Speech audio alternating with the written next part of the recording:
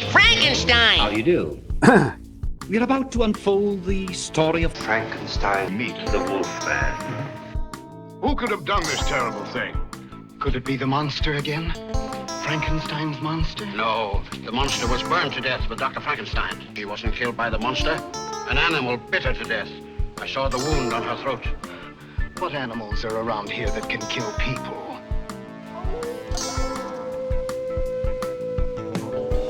Well, we warned you. You've been warned. Welcome back to Frankenstein Minute, the podcast that dissects the Universal Frankenstein film series minute by minute. I'm Thom Lang, and this is Eddie, my dog. And I'm Bill Evenson, and this is not my dog. And you join us for minute 32 of the Universal film Frankenstein Meets the Wolfman, starring Ilona Massey. Yep. Who still has not appeared hasn't in the appeared film. in the We're film. 32 minutes in. We're almost about halfway done. Yeah. And she's not in it. But if you join us on Thursday, April 9th, because you're Whoop. a Patreon. What? Whoop. Oh, you want to get down? Whoop. You going to get down again? And then I got to go get you again, don't I? Yeah. All right. And if you join us on Thursday, April 9th, we are celebrating the release in 1966 of what film that has Frankenstein in the title? 1966. Is it a Hammer? No, I don't even know what it is. I've never seen it. Okay. It's called Jesse James Meets Frankenstein's Daughter. Yeah. Is that a good one? Depends on your definition of good. Do you enjoy watching it? It's funny because it's one of those so bad it's good kind of a things. Okay, sure. It was shot pretty much simultaneously with Billy the Kid versus Dracula or Meets Dracula. Okay.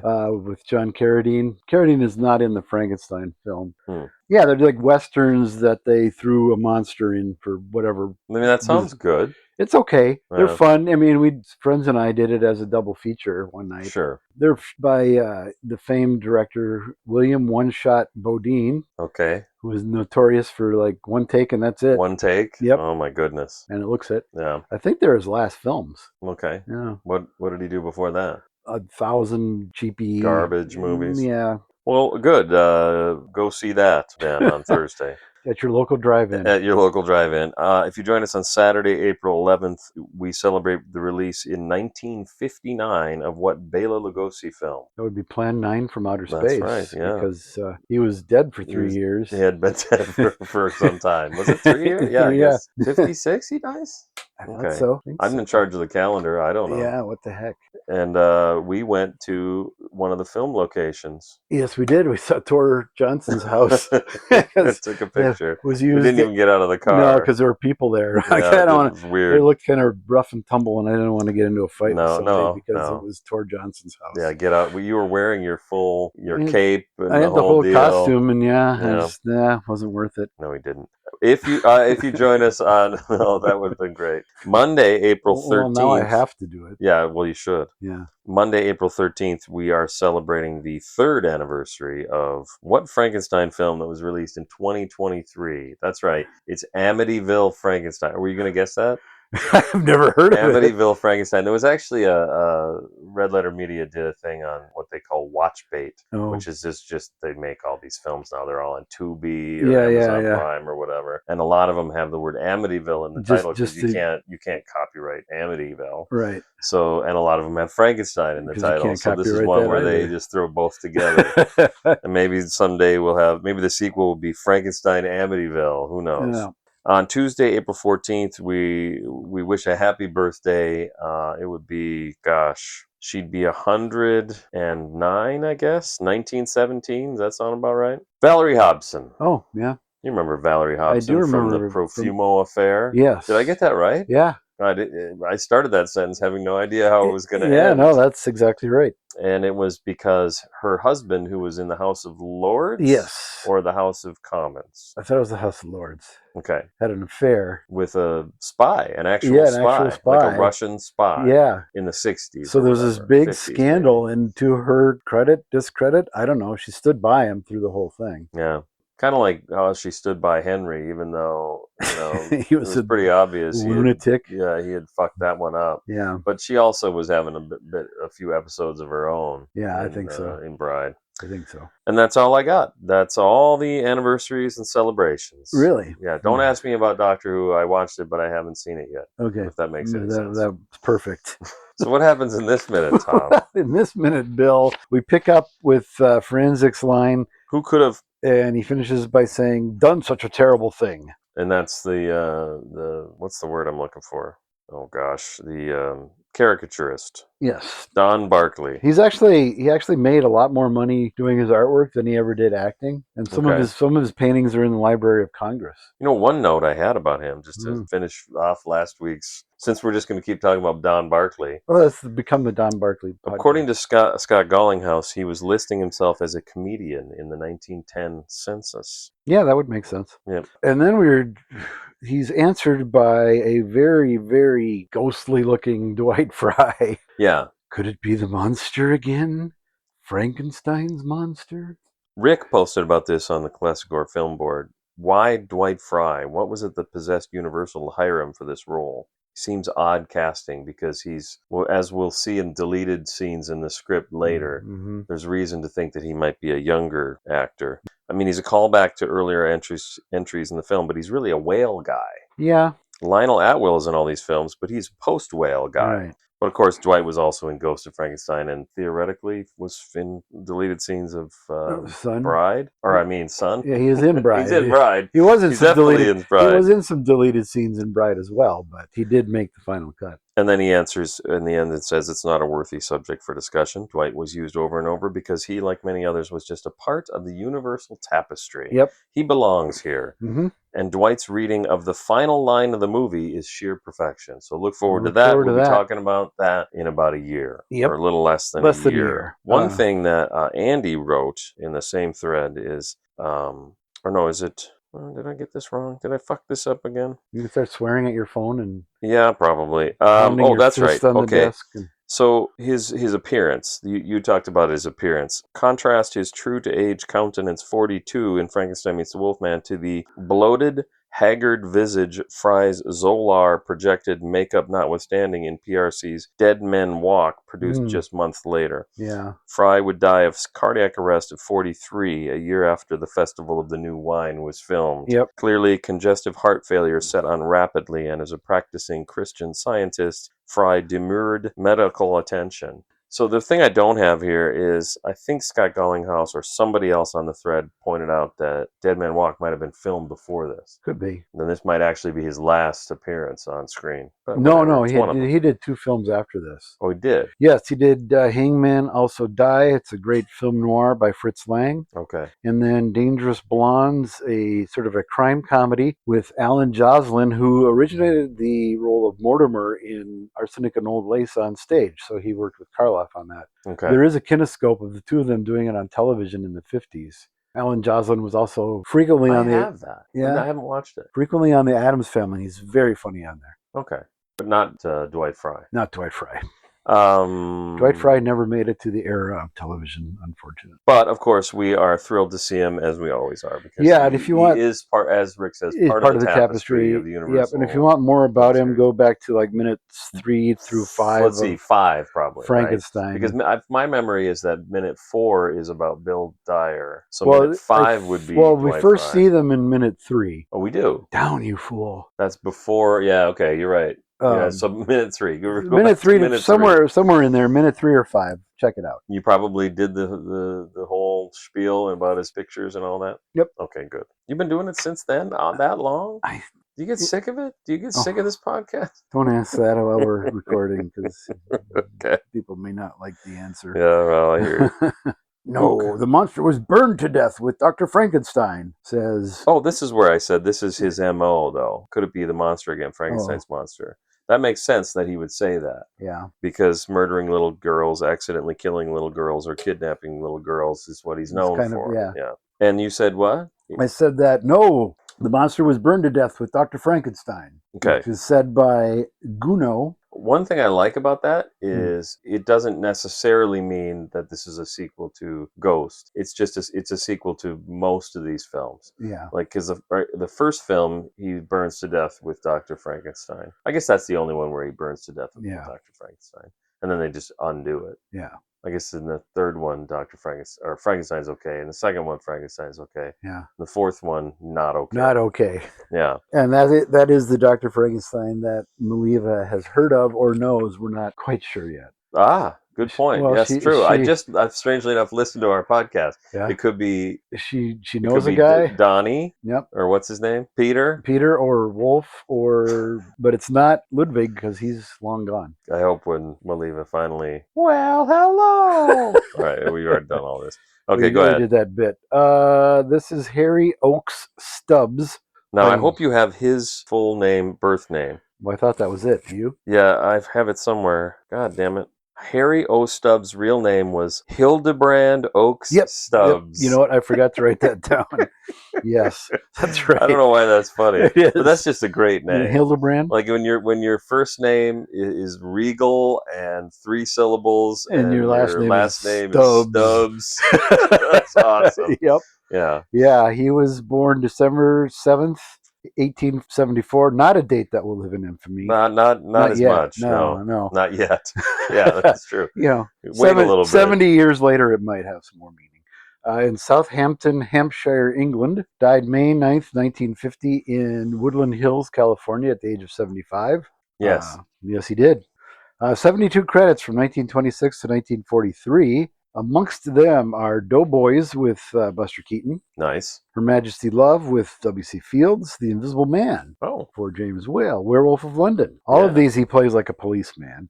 Invisible Man Returns. House of Seven Gables and The Mummy's Hand.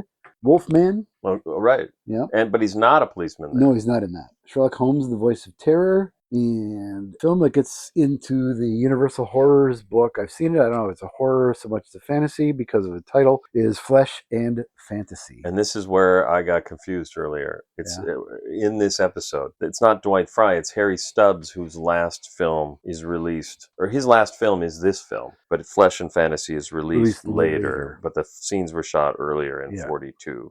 Months before that had a weird gestation period. Flesh and Fantasy. Yeah, and there was 3 sequences in the film now, but there was a 4th that they cut out and then expanded to a feature film. And for once, they actually used the name Destiny as the title of the film. Okay, wow, look at that! It all comes around. It's all coming back. In the Universal Horrors book, it contains this sentence: Harry Stubbs, a Wolfman priest, is now a grumpy law officer. Yep.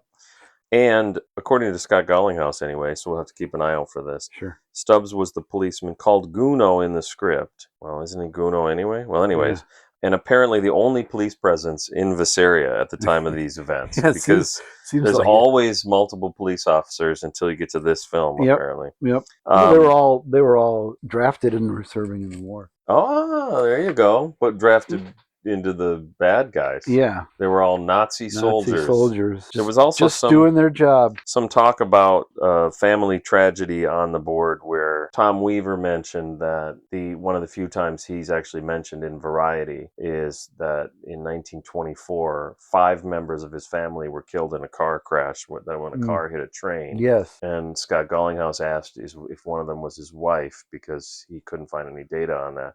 Well, I went to Variety and found the original article. Good for you. In 1924, Harry Stubbs, managing director for Equity Players. So he was a big, business guy, in the theater. Returned to New York from Chicago last week following the burial of 5 members of his family killed near their home at Lombard, Illinois, which is the home of one of the big Doctor Who conventions every year. Sure. I'm still reading from Variety. No. When the automobile in which they were riding was struck by an Elgin Aurora electric train. Not one of the party escaped. John Stubbs, a brother, non-professional but known in the show business. John's wife, the latter's mother, a sister of Harry and her husband were the victims. So he lost his brother and his sister and their assorted in-laws. And I also found, strangely enough, what do you call it, an obituary in Variety for his wife. And his wife died after this film, or after this film started filming, but before it was released. So like he's still married, as far as I know, while making this film. Yeah. I don't know why I'm looking all this shit up, but I was so excited when I found out I could look up articles in Variety. Like the internet is such garbage. It is. Like I kind of was thinking, it'd be nice if you could actually use it to look up stuff. Like you know, that's what I thought it was for. And sure enough, you kind of can. Well, one of the interesting things is, and it's mentioned, I think they talk about it a little bit, about essentially this minute, is all these people we're talking about were all mentioned in Variety, and I just didn't keep any of that data. I don't have any of it. You have to just take my word for it. In Variety, in October of 42, on the same week, October 21st, they mentioned Patrick Knowles, Harry Stubbs, Don Barkley, Dwight Fry. Who are we talking about right now? Is it Harry Stubbs? Harry Stubbs, yeah, you mentioned. Who did we talk about last week? Whatever. All of them are all. They're all. Also mentioned. Yeah, I guess the last one is one we're about to talk about. Okay. Presumably. All right. And I didn't bring it with me, so just take my word for it. It was in Variety. All right. All right. Fine.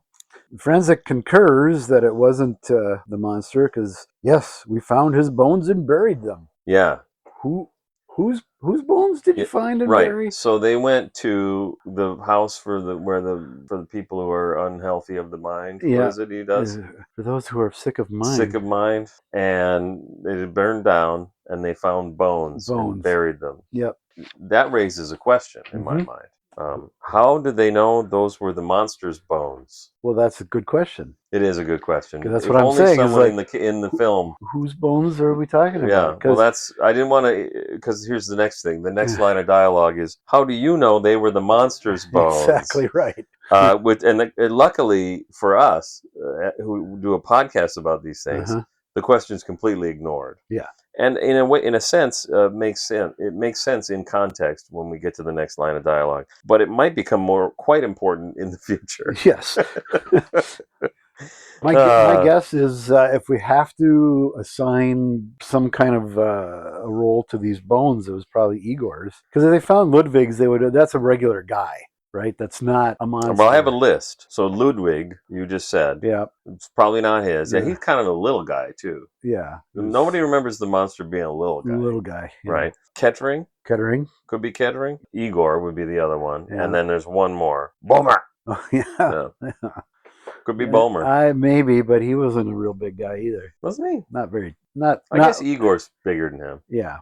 I don't know. Is he? Well, and Igor's, pardon the phrase, but he's misshapen. So find then they don't know they wouldn't know who Igor was in Visaria. So for all intents and purposes, that could have been the bones. I'm just thinking there were a lot of people in Visaria that knew him, but they're all dead. Well, I mean, Elsa knew him or knew of him. Oh, she's not dead. That's true. She's not dead, but she wouldn't know that he was there. And why isn't she dead? Did she get out? Oh, that's right. That's right. They filmed a very bad-looking effects process shot from the end of Harvey. Yeah, from the end of Harvey. Yeah, they go skipping off down the lane because everything's okay. Lovely. Your father was burned to death. Well, and everything you have is gone. But hey, you got this big lug. Yeah, I don't know who the woman is. You're joking. Did you find it? Oh, I'm sorry. Yeah, I have a whole thing on her. Oh, good. Because I didn't. To be honest, I didn't look very hard. Her name is Beatrice Roberts. And according to Scott Gallinghouse, the Beatrice Roberts in this movie is not the Beatrice Roberts who married Robert Ripley of Believe It or Not fame. I don't believe it. Even though that canard has been repeated countless times in the last 70 plus years. I don't know when he wrote this. The confusion is understandable in a way. The Beatrice Roberts who married Ripley was also a model, a beauty contest winner, and possibly an extra in films for a short period. But that Beatrice was born in Massachusetts in 1900, while our Beatrice here was born in Texas sometime between 1907 and 1910, and would have only been 13 or 14 years when Ripley married the other Beatrice Roberts. In real life, she had been Louis B. Mayer's mistress for a number of years. Beatrice. Yeah, okay. And a beauty queen. Now you know who she is? Yeah. And a Ziegfeld girl for a number of years prior to her association with Mayer. By the time that Frankenstein Meets the Wolfman was in production, it appears that Beatrice was being eased out of Mayer's life in favor of Ginny Sims. Mm-hmm. Beatrice Roberts was an extra in a good number of Universal films from the late 30s through the late 1940s. She was Queen Azura in one of the Flash Gordon serials Mm. and had a couple of other starring roles before she returned to the ranks of the extras. Mm. And she gets no credit in the film. No. And I probably don't even have her birthday. You know, I Think you have that no. Flash Gordon film? Yeah, I'm looking. I do, but I don't see where I put it. I have all of those Flash Gordon serials somewhere. You want me to find out which one she's in? No, it's okay. She also, in this film, is playing a character called Rudy's wife. I think she's credited as Rudy's wife in some paperwork, or her character is called that. When I was making my notes, I think I came to that, and I was going to go look, and then something happened, and I came back to it and never found Good it. news is we're going to talk about Rudy and his wife in a lot of the deleted scenes coming up. Yes. Basically, if you're listening to this podcast, we might enter a period of like a bonus episode territory or something, because there's there's a lot so much up. that's deleted coming up soon. And one of them is, well, we'll just talk about it then. Let's just say she's Rudy's wife, and that's Rudy standing next to her. She's Dwight Fry's wife, although she's about a foot she taller was than a beauty queen, and Dwight looks like he's about to drop dead of congestive heart failure. On the spot. Which indeed he is about to. Yes. She wasn't killed by the monster, although the subtitle says he wasn't killed by the monster. Oh, that reminds me of something. Yeah. Most of the dialogue in this minute is the intro to our podcast. Yeah, it is. Yeah. I found a scene that had all this stuff in it. Yeah. And I thought, well, I'll just plug it all in, and then I'll cut out the parts I want. And then I cut out, sadly, Beatrice Roberts. There's one woman has one line, maybe in this whole film. No, that's not true. That's up not to this true. point, anyway. And I cut it out. Because Maliva has had that's lines. true. That's the true. nurse at Queen's Hospital has had lines. You're right. There's women all over. There's women all over the place, and we haven't even gotten to the You'd star of the film yet. You'd yet. think King Vidor directed this. Because so many women in it. Yeah. Anyways, that line is cut out. Otherwise, it's all in there. And I notice it every time I listen to the podcast too, because it sounds like he's saying he to me. Uh-huh. Obviously, he's not saying that. He's saying she, but it's just something's wrong. I don't know. The audio's odd, but yeah.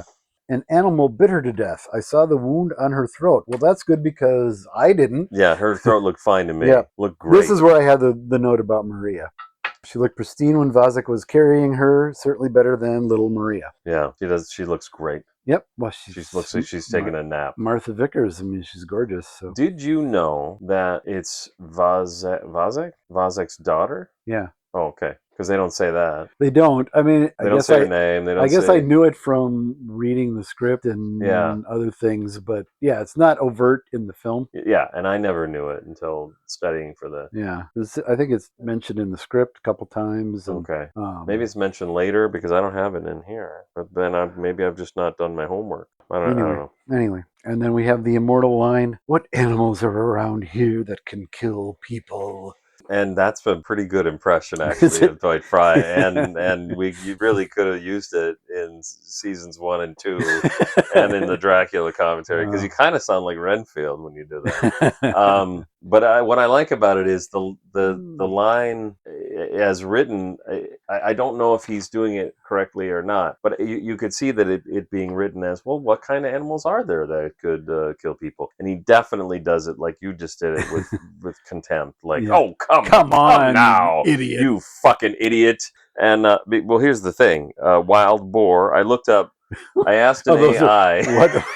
Around Visuria? What I just said Europe. Animals. I figured it's Europe. We don't know where we are. It's somewhere in Europe. A wild boar could probably kill you. Yeah. Like Anthony?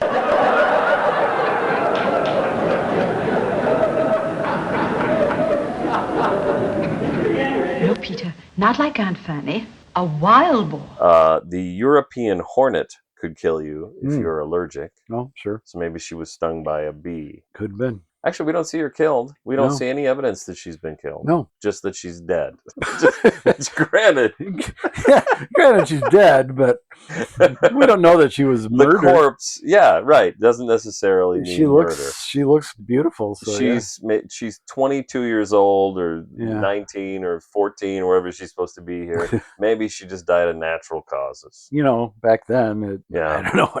Maybe she got into her dad's booze. Yeah, and drank herself to went death. behind I the don't bar, and any other animals in Europe? know. There were a couple, but they seemed too specific. Oh, I don't remember what they were. so not a wolf. I think a wild boar, though, for sure. Well, and then on cue, a wild boar howls. Is that what happens? Yeah, there's a howl anyway. There's a howl anyway. So I and then believe it's a on wolf. cue, and it's pretty great, and that is another reason why it ended up in our opening. Right. I think it's pretty cute how they handle Yeah. it. I looked up the Wikipedia entry on wolf communication. Wolves howl. So you must have had a lot more time to do your notes than I did. Well, next week I have no notes, Okay. so hopefully you All got right. something. Wolves howl to assemble the pack, because why does he howl? Right, this is the wolf man, I assume. Yeah.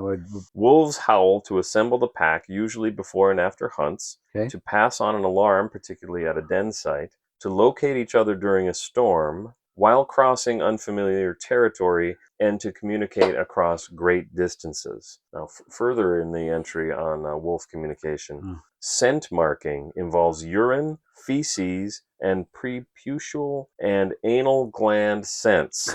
This is more effective at advertising territory than howling. And I just want everyone to keep this in mind. Because Oh God! I think it behooves us to Yes, it does. try to I don't know about identify with Larry, but at least try to understand. Get into his head. To try and understand the character of the Wolfman and what he might be up to. Because if he's howling, presumably, why I don't see why he wouldn't also be using his anal gland sense to mark his territory. There's an image I will never get out of my head. Before I looked this up, my original thought was, well, why is he howling? Because I honestly thought, I think they howl to communicate with each other. Yeah. And sure enough, that's true, main reason. So what the hell is he doing? He's only Wolfman. Yeah. Does he want to hook up with a pack?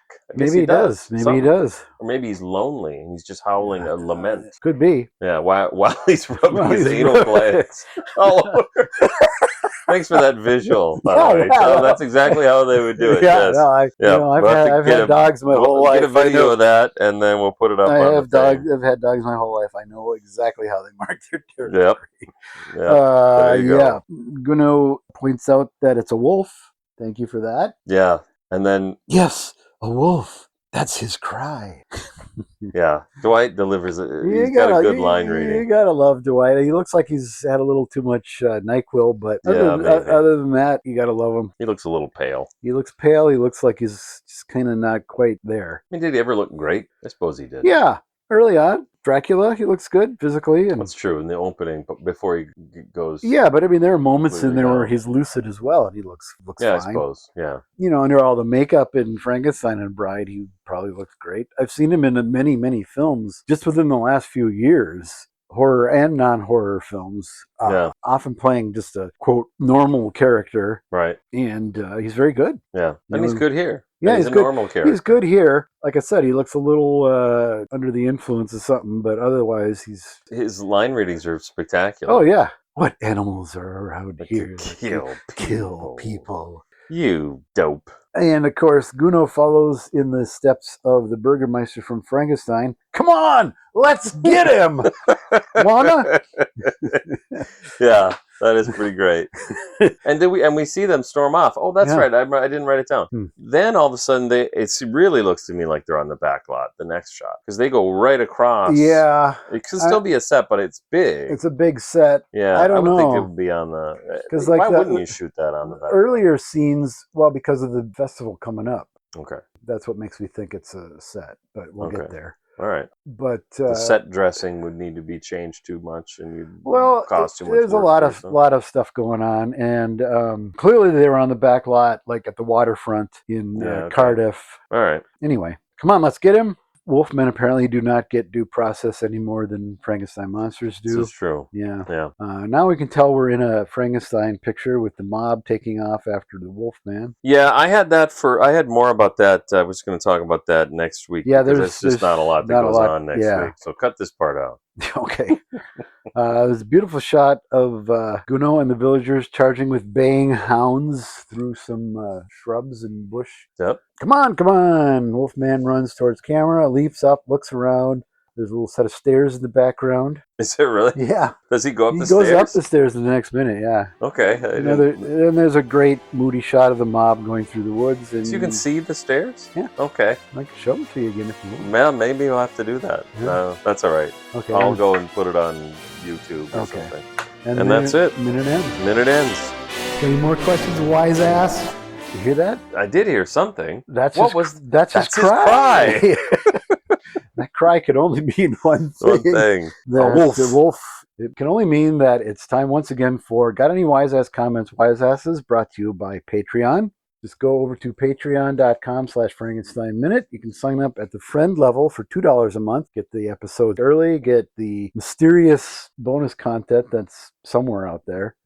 There's got to be some. There's something. Well, there's commentaries, if nothing else. Yeah. Look up commentaries. And if you sign up at the $5 a month friend level, click the Wise Ass level. Sorry. There you go. Yeah, click the Wise Ass button. What that entails is you get the minutes sent to you via email from Bill, and you can comment on them right now, like these folks here. Well, they don't come from me. They come from Patreon. But you instigate that. I instigate process. the process. So if it gets down to a copyright infringement, I had nothing to do with it. There you go. Exactly. That's true. That's why you never hesitate to mention it. That's right, Tom. Doc Ivan writes, I know that this was the last of Dwight Fry, but damn it, he should have been killed for sporting that outfit. Okay. I almost read it for that sporting outfit. But yeah, he doesn't. The problem with that is he looks super normal compared to the guy on the screen left. Yeah.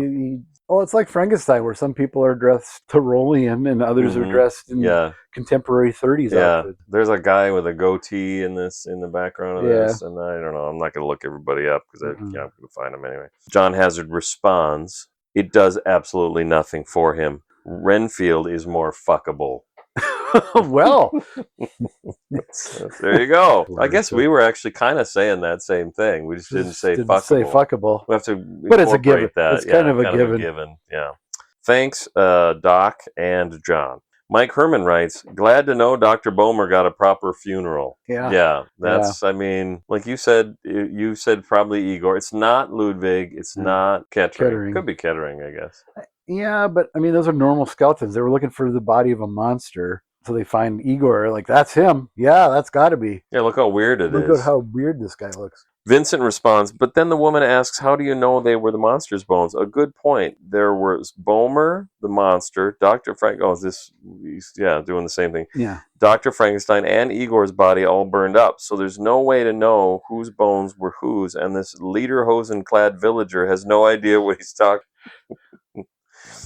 Mike responds, you're being serious. I'm clowning because the idea of mopey Bomer's bones being mistaken for the human junk heap monsters makes me laugh. That's, exactly. Yep. Bomer! Yep. That's the best thing to come out of that whole movie, I think. I think what happened to Bomer is that he snuck away, either grew or shaved a mustache, and now he's the or he's the mayor. Mayor of Visaria. Yeah. Does he have a mustache for either of these roles? I don't remember. He had the little typical Lionel Atwill mustache last movie in Ghost. That's, okay. No, he didn't, did he? I thought he was clean shaven. Oh, maybe he was. Who knows? I don't know. Who cares? Oh, whatever. We'll have to take a look at him, see if he's Bomer. We'll just call him Bomer from now on when we see him. If he were to turn up in this film. Yeah. That stars Ilona Massey. Well, he was mentioned in the opening credits, so we mentioned him in the first minute. Or second minute, or whenever that was. Put Bomer at the end of the... Bomer! Instead of Maliva saying, go now. And to me, God, thanks. You can maybe put that in. Maybe put both. Or that and Bruno, stop it! Oh yeah, man, it's gonna be a lot. Yeah, it's just gonna be 20 minutes of it's just clips. That's the whole show will just be that. This week we mourn these deaths, and then that's it. Then here's a bunch of clips. Yeah. Now the clips. All right, thanks, Mike, Vincent, Doc, and John. That's it. go now, and heaven help you. Bruno!